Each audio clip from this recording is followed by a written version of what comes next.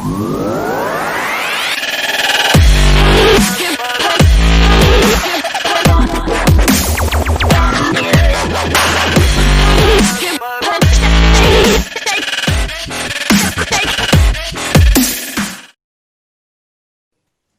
menarik. Bu Amalia, sebelum saya bacain audiens tadi ada satu hasil riset atau hasil data yang menarik gitu ya. 14% bilang easy going kerja di rumah. Apa sih yang harus dilakukan oleh pelaku bisnis di Indonesia untuk menyikapi hal ini? Kalau easy going artinya kan bisa jadi terjadi penurunan kinerja dan lain sebagainya. Dan 1% tadi apa? Cuek ya atau apa gitu ya? Iya, malah pergi-pergi. Sekarang mungkin agak sulit, mungkin PSBB kan ditangkap. Iya. Kalau sebulan yang lalu belum, makanya mereka masih pergi-pergi dulu. Apa Bu yang harus yang 14%. dilakukan? Oke. Menarik ya Mbak Tri, ini pertanyaannya bagus banget dan sebenarnya memang dibutuhkan kerjasama. Artinya gini, kerjasama yang disebut KPI atau Key Performance Indicator itu semakin diperlukan berarti sekarang. Selain daripada satu yang disebut kesadaran, ya dong, kalau kerja ya kesadaran lah, kita diminta A ya kerjaan A gitu. Tapi ada juga yang masih butuh external pressure. Jadi internal pressure yang berlebihan itu extra miles tuh. Itu udah pressure-nya udah nggak perlu dibilang deh. Tetapi ada yang masih perlu external pressure. Berarti external pressure itu kita harus siapkan KPI. KPI-nya buat harian loh. Nah, untuk beberapa yang saya anggap masih mungkin anak baru atau gimana gitu. Nah, kalau perlu kita harian. Pagi kita bilang apa. Nah, kemudian sore udah harus ada semacam apa ya. Jadi produktivitas hari itu. Nah, hal seperti itu akan lebih baik kalau perusahaannya lebih besar itu grup. Nah, berarti akan ada grup productivity yang mana supervisi harus lebih. Tetapi di sini tentu saja tidak bisa close monitoring kan Pak Tri. Iya, betul. Easy going. Jadi kita bisa kunci di hasil. Jadi proses mungkin agak loose, tetapi hasil dan juga, nah ini mungkin yang harus kembali ke kita. Kadang kita kasih arahannya aja nggak jelas. Nah, kalau kasih arahannya nggak jelas, nggak boleh disalahkan kalau ternyata produktivitasnya tidak baik. Turun ya. Iya. Oke, saya lanjut ke peserta nih, Bu Amalia. Dari atas ya, dari Pak Sulat Sri Hardanto. Kalau training yang ditonjolkan branding pribadi atau perusahaan? Karena ke depan mungkin akan lebih banyak training online, akan lebih banyak training live atau e-learning rekaman. Itu Bu, pertanyaannya Bu. Ya, terima kasih Pak Sulat. Pertanyaannya bagus. Jadi sebenarnya kalau kembali lagi kepada yang saya sampaikan tadi, nah ini mungkin. Kan pahami konsumen dengan baik itu termasuk untuk kategori yang Bapak bisnis Bapak. Jadi edukasi tetapi edukasinya non-degree, gitu kan kira-kira. Nah, edukasi non-degree ini sebetulnya saat sekarang itu barangkali malah lebih banyak opportunity-nya. Mengapa? Karena sekarang waktu lebihnya lebih banyak, gitu kan. Tetapi kalau Bapak bertanya bahwa mendingan personal branding atau perusahaan yang ditonjolkan, kalau saya boleh berikan semacam pandangan, pada saat kontennya sama semua, karena sekarang konten itu luar biasa. Kita tinggal cari konten, Pak Tri, itu bisa ada di mana-mana. Betul. Tapi yang lebih dipentingkan berarti bukan hanya konten, tetapi pendalaman materi, dan pendalaman materi itu kadang kalau kita belajar sendiri dari e-learning, itu tidak sama hasilnya. Sehingga personal branding dari instruktur itu menjadi lebih penting lagi sekarang. Jadi ibaratnya lagunya sama, yang nyanyi siapa. Gitu. Dan itu jawaban saya. Iya. Nah, jadi artinya personal branding ini perlu, nah ini kadang-kadang kalau udah gini baru mikirin personal branding deh. Harusnya 5 tahun lalu kan. 5 tahun lalu membina personal branding, sekarang orang sudah tinggal bilang, oh ini yang nyanyi A, yang nyanyi B, gitu kan. Nah, tapi sekarang better late than never, tetapi harus dijelaskan. Karena sekarang konten itu generik. Yang menjadi diferensiasi adalah delivery dan juga yang disebut sebagai interaktif.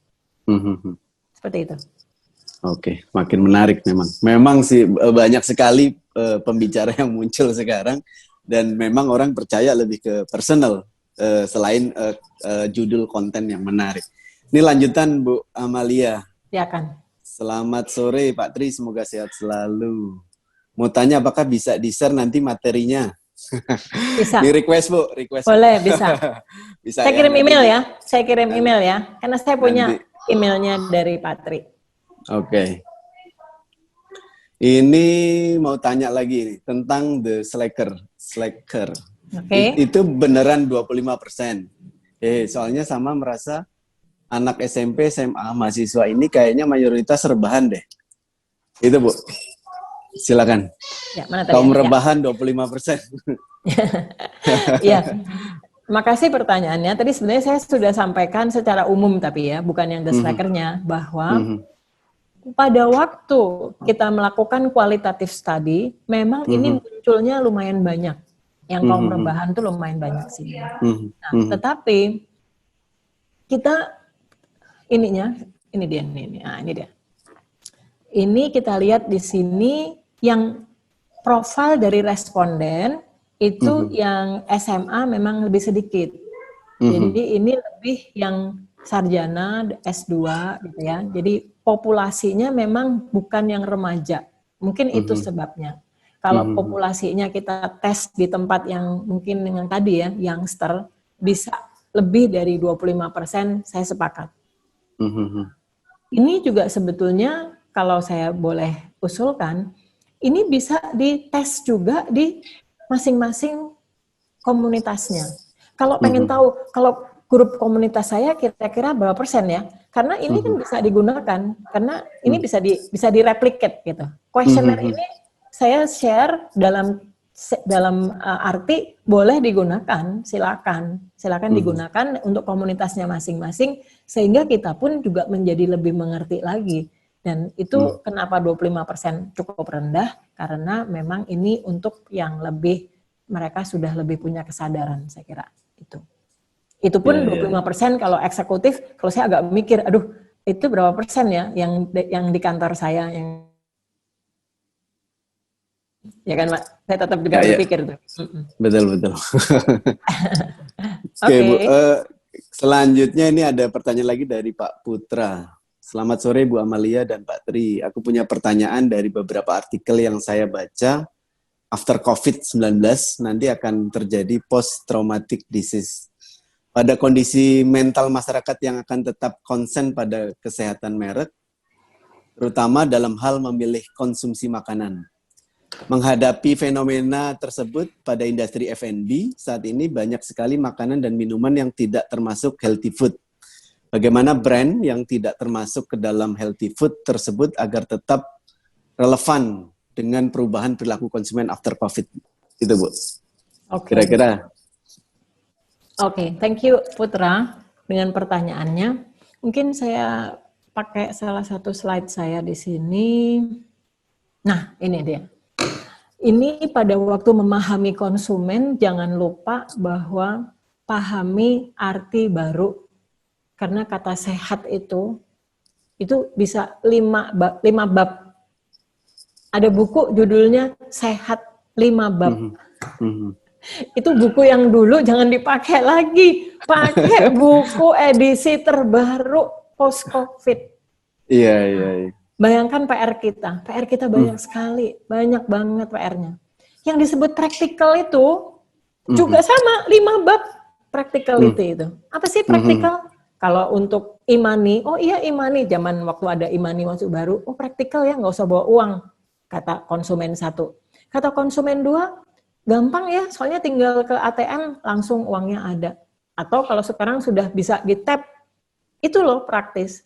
Jadi kata praktis itu ternyata berdimensi, jadi artinya itu multiple meaning.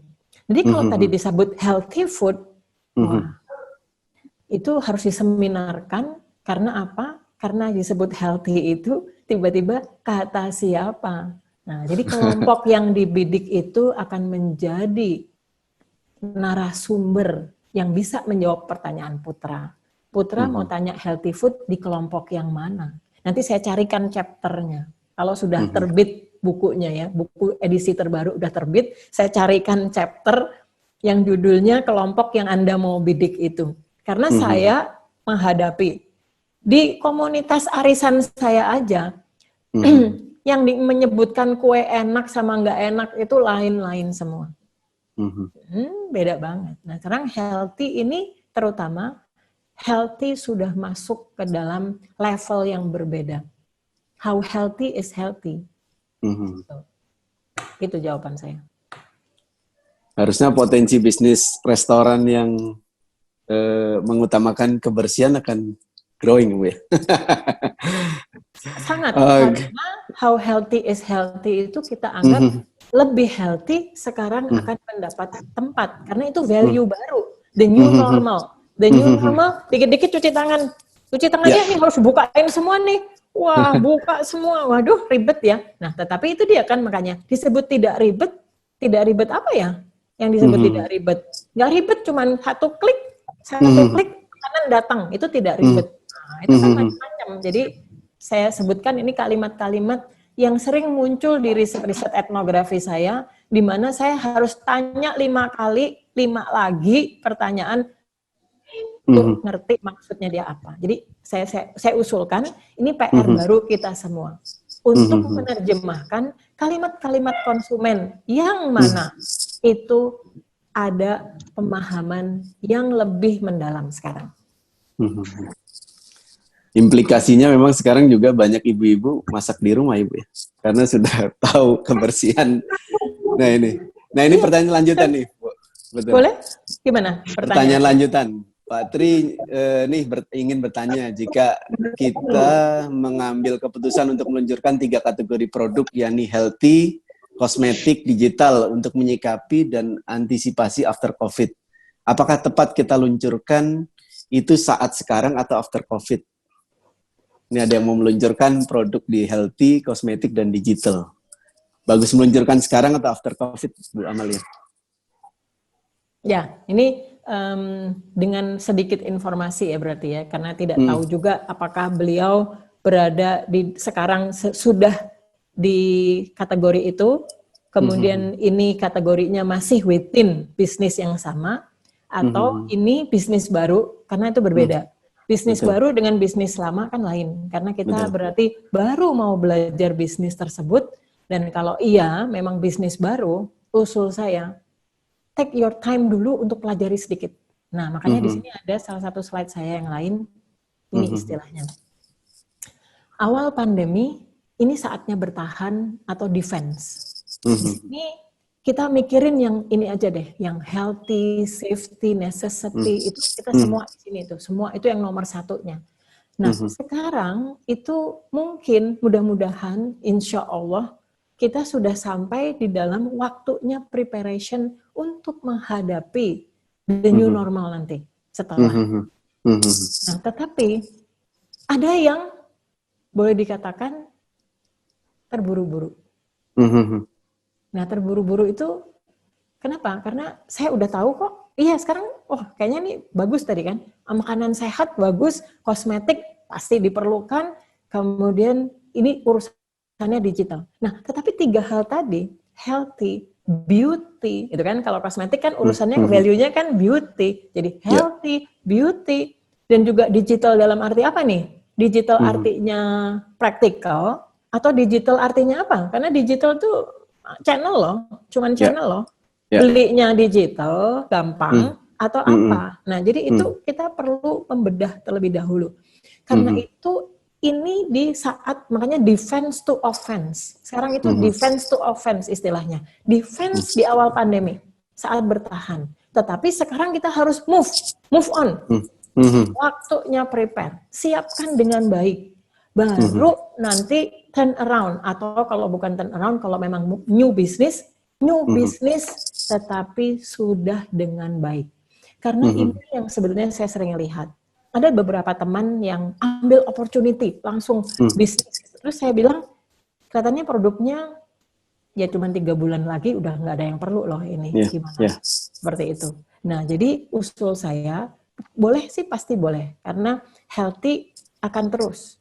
Beauty saya kira juga bagian dari kesadaran tetap, tetapi beauty itu, saya mungkin kalau beauty akan menyampaikan bahwa beauty itu di bawah healthy necessity-nya. Ya kan? Nah, karena itu kita ada istilah ini. Customer value itu dibagi 3. Pertama namanya functional value. Kedua namanya emotional value. Ketiga experiential value. Waktu krisis dan post krisis lah ya, termasuk kalau sebentar lagi itu masih post krisis. Kita harus sadar bahwa konsumen akan kembali ke basic, ke functional value. Beauty yang Anda akan tawarkan berada di mana nih? Apakah sudah mengarah kepada emotional value? Kalau iya, itu niche market. Dan niche market berarti mahal dalam arti operasionalnya dan sebagainya. Tetapi pada saat kita mau menangkap the new normal ini, orang akan berhitung cost benefit. Nah, cost benefit itulah yang akan kita lihat. Kosmetik why not? Tetapi kosmetik yang bagaimana? Kosmetik functional. Jadi ada emotionnya, tetapi emotion itu dia tidak siap lagi untuk membayar jutaan. Sekarang suruh bayar kosmetik yang membuat kulit halus 10 tahun lebih muda. Berapa bayarnya? 5 juta? Enggak deh. 5 juta? Aduh, enggak. Kalau dulu mungkin 5 juta, iya ya. Kan 6 bulan baru habis, kayaknya setetes langsung masih oke lah. Sekarang setetes nih, 100 ribu nih, 100 ribu. Oh enggak deh, enggak. 100 ribu banyak yang orang enggak makan. Orang enggak makan mendingan jadi 4 nasi kotak. Nah itu sebenarnya. Jadi tawaran baru di bidang apapun, tetapi bidang-bidang yang masih tetap diminati ya. Jadi kosmetik pastinya, healthy tentunya, dan di situ pelajari lebih dalam dulu. Ya. Menarik Bu Amalia. Jadi harus yang functional value ya, yang paling priority. Back to basic. Back to basic ya. Nah, jadi memang kalau kita lihat ke minimarket, ke supermarket gitu ya, selalu ramai gitu ya. Bahkan yang tadinya belanja ke pasar pun ke supermarket gitu. Karena dia cukup payah jaga jarak. Bu Amalia, ini ada pertanyaan lanjutan nih dari Mbak Dewi, Bisnis Indonesia nih kalau nggak salah. Oke. Kira-kira bisnis-bisnis apa saja yang meraih cuan dan yang drop dalam kondisi ini? Dan untuk bisnis yang drop, bagaimana cara proses pemasaran buat mereka? Boleh dibagi tipsnya? Silakan Bu. Kalau wartawan berbeda Bu.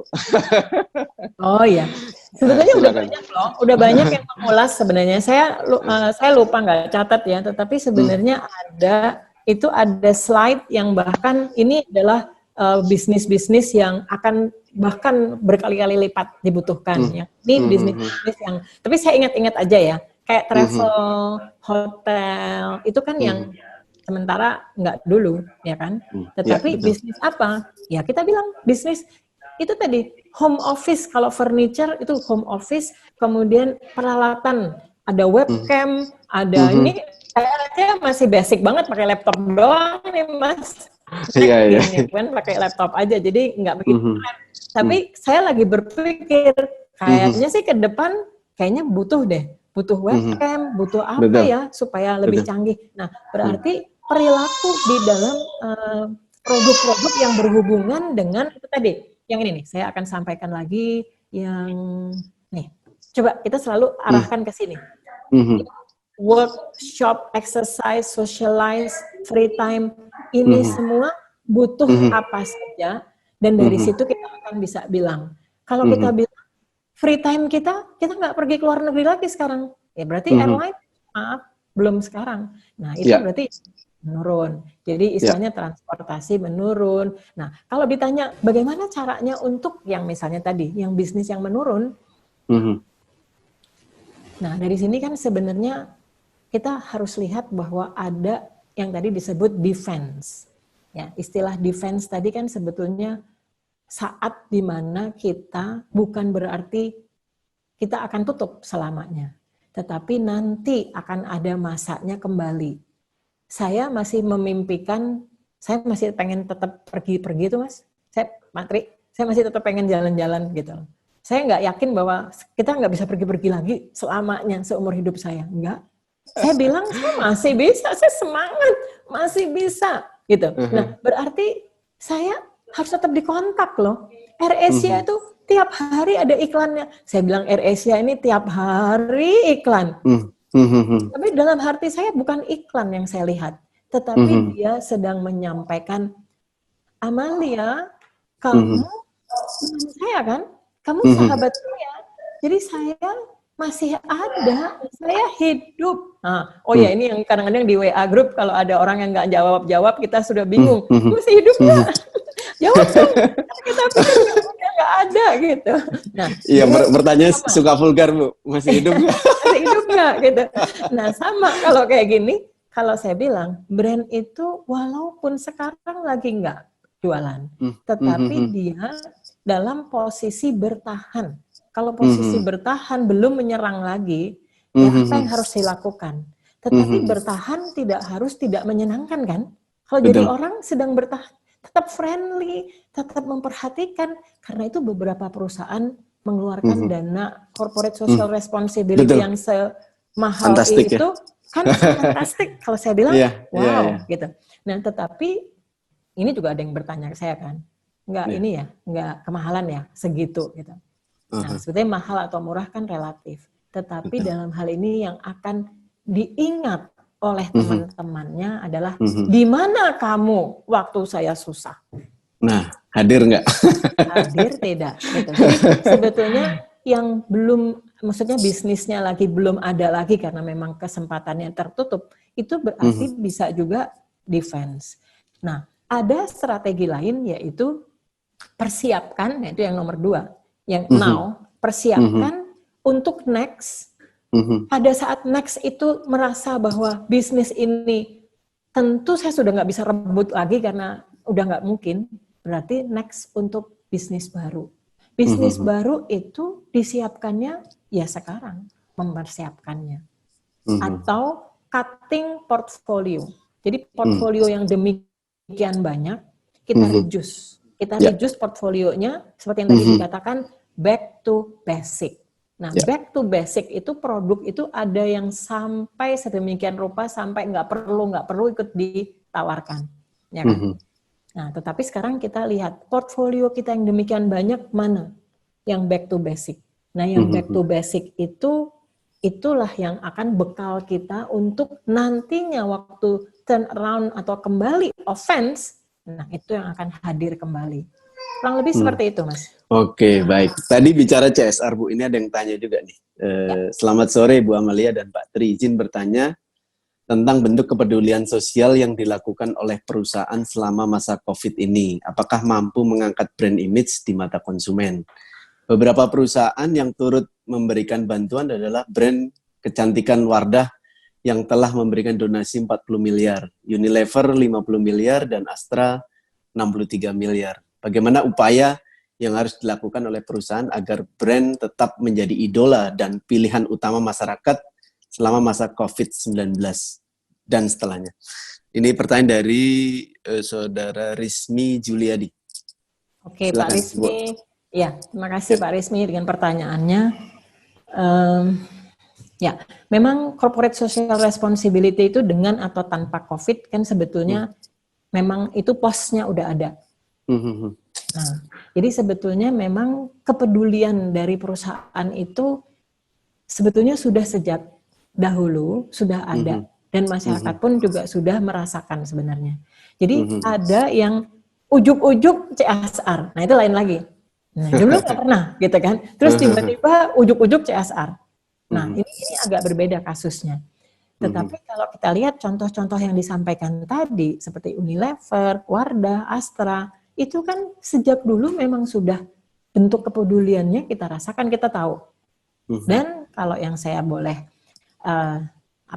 tanyakan adalah pada saat sebelum COVID, apakah bentuk kepedulian itu juga sudah mengangkat image-nya atau belum? Artinya gini, kadangkala brand audit atau mengecek equity dari brand itu ada kalanya seksama atau thorough, ada kalanya ya dalam arti minimalis. Pertanyaan itu tidak bisa dijawab kalau belum ada track record sebelum COVID. Sebelum COVID, apakah CSR Anda meningkatkan image atau tidak? Saya harus tahu dulu, ada nggak datanya? Kalau ada datanya, kemudian ini ditingkatkan menjadi, tadi disebutkan angka-angka yang fantastik itu, dan kemudian ditanyakan kepada orang-orang yang sama kelompoknya, dan kemudian kita bisa lihat perbandingannya before after, baru kita bisa jawab ada gunanya tidak. Nah itu untuk existing customer. Tetapi jangan lupa bahwa di masa seperti ini, orang akan menjadi lebih tahu siapa yang teman sejati, siapa yang ternyata tidak peduli kan. Dan dari situ sebenarnya, untuk orang-orang yang belum pernah pakai pun produk-produk tadi, dia akan mulai terpikir bahwa masuk dalam alam bawah sadar, nama itu akan masuk. Jadi tetap aja image building itu pasti ada nilai positifnya. Nah, ini yang ada kalanya orang nanyanya direct. Naik berapa persen? Atau orang bisa jadi beli nggak? Nah, ini kan sebetulnya CSR itu tidak direct langsung kepada pembelian. Jadi kalau tadi dalam rangka pembelian, setelah itu apakah mau beli Wardah tapi yang harganya yang paling mahalnya? Oh enggak, saya cari Wardah yang paling murahnya, ada nggak ya? Wardah. Nah, saya tetap aja balik mau cari yang Wardah yang paling murah, mana ya? Ada nggak ya? Wah, ini dia nih, ini kebetulan ada. Nah, ini yang mungkin ini yang paling murahnya gitu. Terus ada lipstick yang mahal-mahalnya, aduh ntar dulu deh, biarpun saya tahu bahwa Wardah itu misalnya baik gitu ya, tapi saya tetap beli yang ini gitu. Jadi kita harus lihat bahwa image itu adalah untuk keseluruhan, untuk feeling bahwa dia itu peduli. Dan itu dibutuhkan untuk brand. Kenapa? Karena ada istilah friend in need, friend indeed. Benar nggak, Mas Tri? Ada kan? Ya, betul. Friend in need, friend indeed. Kamu lagi kita perlu, kamu nggak ada, kamu pergi, ya udah nanti benar-benar saya merasa brand yang ingat sama saya akan ingat sama dia. Betul. Bahkan ada beberapa perusahaan yang melakukan CSR, Bu, hanya dengan like itu sudah termasuk donasi. Ada juga yang melakukan seperti itu. Jadi cukup like itu sudah mendonasikan uang sekian gitu. Tapi nggak apa-apa sih kalau dia memang genuine ya, genuine dan kemudian betul-betul memberikan apa itu kepada yang membutuhkan, saya kira bisa tercatat itu. Betul. Ini Bu, sebenarnya banyak pertanyaan karena waktu sudah terbatas. Mungkin saya kasih pertanyaan terakhir nih kali ya. Ini sebentar. Nih, dari Anindita Ayodia. The new normal behavior akan terbentuk after pandemic. Ada shifting behavior dari target konsumen kita. Sebetulnya akan lebih baik menggunakan strategi yang mana? Rebranding atau repositioning dengan edit value untuk memenuhi target konsumen behavior yang baru. Silakan Bu.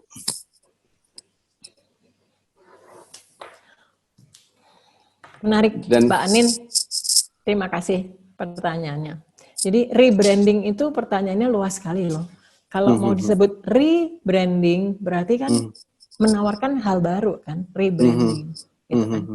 Sebetulnya tidak selalu harus rebranding, tetapi kita bisa dengan brand yang lama, tetapi kita kembali ke basic tadi. Kembali ke basic atau nantinya menawarkan yang disebut portfolio atau tambahan. Namanya itu brand extension atau line extension.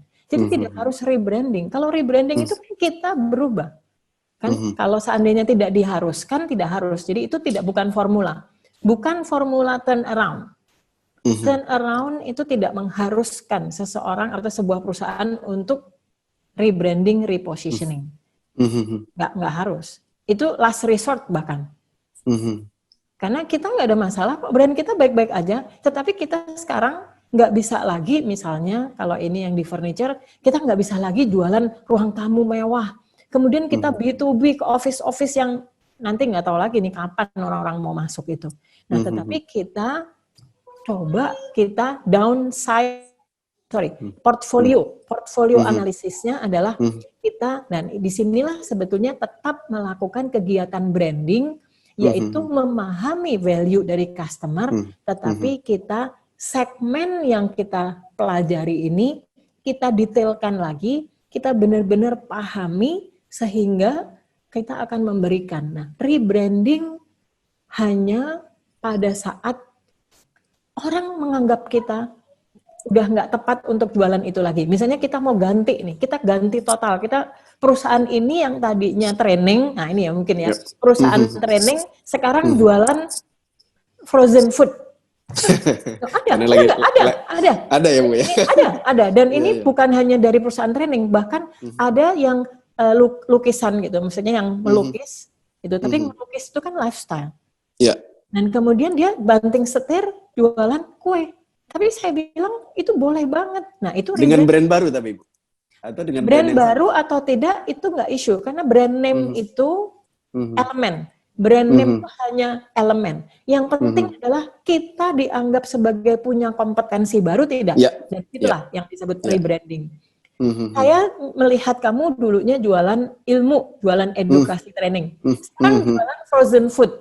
Ya why not? Tapi terangkan, kalau tidak saya nggak yakin frozen foodnya ini keren. Kenapa? Kamu bisa nggak ya? Jangan-jangan kamu nggak bisa gitu. Nah, disitulah kita nanti dalam repositioning, rebranding, kita menjelaskan siapa kita sekarang yang berbeda dengan yang dulu.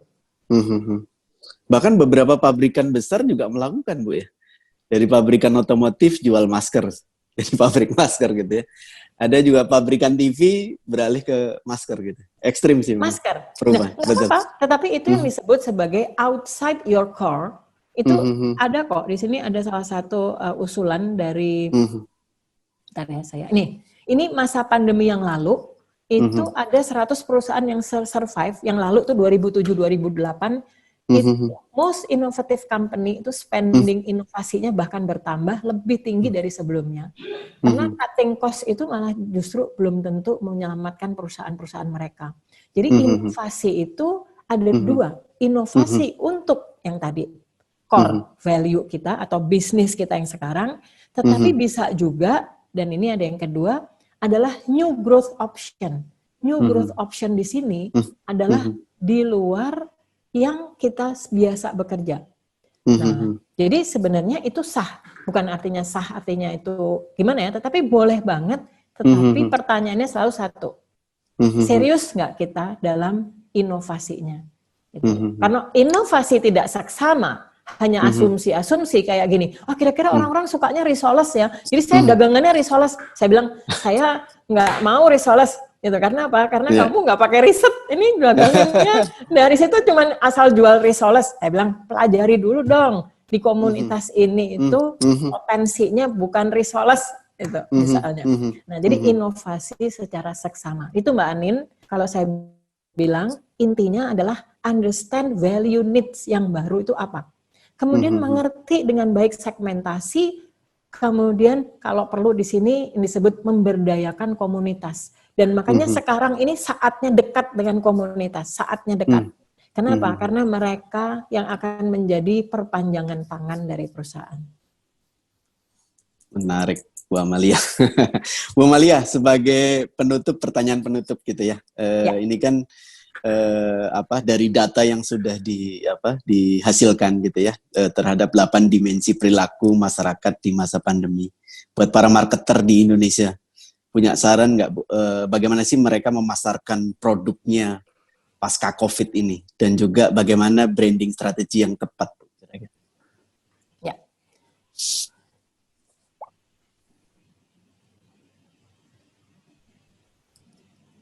Nah, ini mungkin slide ini mungkin juga slide yang agak terakhir juga saya persiapkan. Sebenarnya ini cocok banget karena kita di masa persiapan. Jadi di masa persiapan sekarang itu kita yuk kita sama-sama mempunyai mindset bahwa ini masa persiapan. Karena kita akan offense, kita akan menyerang dengan the new normal. Tapi new normal itu istilah yang sangat generik ya. Tetapi kita terjemahkan dalam kategori bisnis kita masing-masing.